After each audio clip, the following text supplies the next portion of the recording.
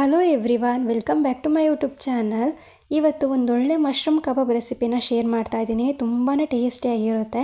ನಾನು ಒಂದ್ಸಲಿ mushroom kebab ರೆಸಿಪಿನ ಶೇರ್ ಮಾಡಿದ್ದೆ, ಆದರೆ ಇವತ್ತು ಸ್ವಲ್ಪ ಡಿಫ್ರೆಂಟಾಗಿ ಮಾಡ್ತಾ ಇದ್ದೀನಿ. ಎಗ್ಗೇನು ಯೂಸ್ ಮಾಡ್ದೇ ನಾವು ಬರೀ ಮಸಾಲ ಹಾಕಿಬಿಟ್ಟು ಮಶ್ರೂಮ್ ಕಬಾಬ್ನ ಮಾಡ್ತಾ ಇರೋದು. ತುಂಬಾ ಅದ್ಭುತವಾಗಿರುತ್ತೆ. ನೀವು ಕೂಡ ಟ್ರೈ ಮಾಡಲೇಬೇಕು ಇದನ್ನು. ಮಶ್ರೂಮ್ ಕಬಾಬ್ ಜಾಸ್ತಿ ಯಾರೂ ಮಾಡೋಕ್ಕೆ ಹೋಗಲ್ಲ, ಮಾಡ್ತಾರೆ, ಬಟ್ ಕೆಲವು ಸಲ ಮಾತ್ರ ಮಾಡ್ತಾರೆ. ಆದರೆ ನಾನು ಇವತ್ತು ತೋರಿಸೋ ರೆಸಿಪಿನ ನೀವು ಕೂಡ ಇದೇ ಥರ ಮಾಡಿದ್ರೆ ಚಿಕನ್ ಕಬಾಬ್ಗಿಂತ ತುಂಬಾ ಟೇಸ್ಟಿಯಾಗಿರುತ್ತೆ ಈ ಮಶ್ರೂಮ್ ಕಬಾಬ್. ಇನ್ನು ಮಳೆ ಬರುವಾಗ ಇದನ್ನು ಮಾಡಿಕೊಂಡ್ರಂತೂ ಬಿಸಿ ಬಿಸಿಯಾಗಿ ತುಂಬಾ ಟೇಸ್ಟಿಯಾಗಿರುತ್ತೆ.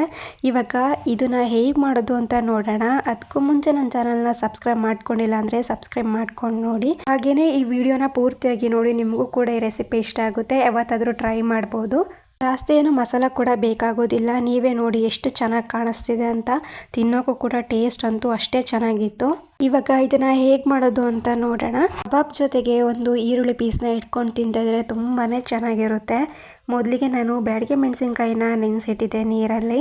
ಇವಾಗ ಅದನ್ನು ಗ್ರೈಂಡ್ ಮಾಡ್ಕೊಬೇಕು. ನಾನು 1 ಪ್ಯಾಕೆಟ್ ಮಶ್ರೂಮನ್ನು ಮಾಡ್ತಾ ಇರೋದು, ಹಾಗಾಗಿ ಇಷ್ಟು ಮೆಣಸಿನ್ಕಾಯಿನ ಹಾಕ್ಕೊಂಡ್ಬಿಟ್ಟು ಸ್ವಲ್ಪ ನೀರು ಹಾಕ್ಕೊಂಡು ಗ್ರೈಂಡ್ ಮಾಡ್ಕೊಂಡಿದ್ದೀನಿ. ಇವಾಗ ನಾವು ಗ್ರೈಂಡ್ ಮಾಡ್ಕೊಂಡಿರೋ ಪೇಸ್ಟನ್ನು ಒಂದು ಬೌಲಿಗೆ ಹಾಕ್ಕೊಳ್ತಾ ಇದ್ದೀನಿ. ಇದರಲ್ಲೇ ನಾನು ಮಸಾಲಾನ ಮಿಕ್ಸ್ ಮಾಡ್ಕೊಳ್ತೀನಿ, ಹಾಗಾಗಿ ಇದೇ ಬೌಲಿಗೆ ನಾನು ಮಸಾಲಾನ ಕೂಡ ಹಾಕ್ಕೊಳ್ತಾ ಇದ್ದೀನಿ.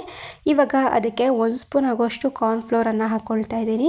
ನೀವು ಬೇಕಿದ್ರೆ ಮೈದಾ ಕೂಡ ಹಾಕ್ಕೊಬೋದು. ನಾನು ಕಾರ್ನ್ಫ್ಲೋರನ್ನು ಹಾಕ್ಕೊಂಡ್ಬಿಟ್ಟು ಹಾಗೆಯೇ ಅದಕ್ಕೆ ಒಂದು ಅರ್ಧ ಸ್ಪೂನ್ ಆಗೋಷ್ಟು ಕಬಾಬ್ ಪೌಡರನ್ನು ಹಾಕ್ಕೊಂಡಿದ್ದೀನಿ. ಕಬಾಬ್ ಪೌಡರ್ ಕೂಡ ಸ್ಕಿಪ್ ಮಾಡ್ಬೋದು, ಬಟ್ ಸ್ವಲ್ಪ ಚೆನ್ನಾಗಿರುತ್ತೆ ಅಂತ ಒಂದು ಅರ್ಧ ಸ್ಪೂನ್ ಕಬಾಬ್ ಪೌಡರ್ನ ಹಾಕ್ಕೊಳ್ತಾ ಇದ್ದೀನಿ. ಹಾಗೆಯೇ ರುಚಿಗೆ ಬೇಕಾದಷ್ಟು ಉಪ್ಪು, ಪೆಪ್ಪರ್ ಪೌಡರ್ನ ಸ್ವಲ್ಪ ಹಾಕ್ಕೊಳ್ತಾ ಇದ್ದೀನಿ.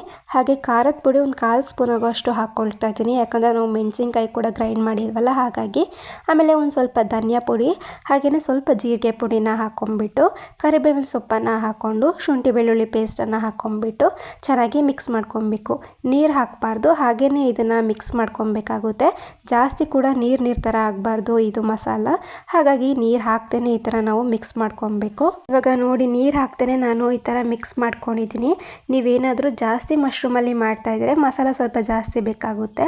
ನಾನು ಕಡಿಮೆ ಮಾಡ್ತಿರೋದ್ರಿಂದ ಇಷ್ಟು ಮಸಾಲ ಸಾಕಾಗುತ್ತೆ. ಇವಾಗ ಅದನ್ನು ಮಿಕ್ಸ್ ಮಾಡ್ಕೊಂಡ್ಬಿಟ್ಟು ನಾವು ಮಶ್ರೂಮ್ನ ಮೊದಲಿಗೆ ವಾಶ್ ಮಾಡಿ ಕಟ್ ಮಾಡ್ಕೊಂಡಿರೋ ಮಶ್ರೂಮ್ನ ಹಾಕ್ಕೊಂಡ್ಬಿಟ್ಟು ಅದನ್ನು ಕ್ಲೀನಾಗಿ ಮಿಕ್ಸ್ ಮಾಡ್ಕೊಬೇಕು. ಇವಾಗ ನಿಮಗೆ ಏನಾದರೂ ಮಸಾಲ ಸ್ವಲ್ಪ ನೀರು ಥರ ಅನಿಸಿದರೆ ಅದಕ್ಕೆ ಮೈದಾ ಹಿಟ್ಟು ಇಲ್ಲಾಂದರೆ ಕಾರ್ನ್ಫ್ಲೋರ್ ಮತ್ತೆ ಹಾಕ್ಕೊಂಡು ಮಿಕ್ಸ್ ಮಾಡ್ಕೊಬೋದು. ಇವಾಗ ಏನೂ ಆಗೋದಿಲ್ಲ. ಏನಾದರೂ ಸ್ವಲ್ಪ ನೀರು ಅನಿಸಿದ್ರೆ ಮಾತ್ರ ಹಾಕ್ಕೊಳ್ಳಿ.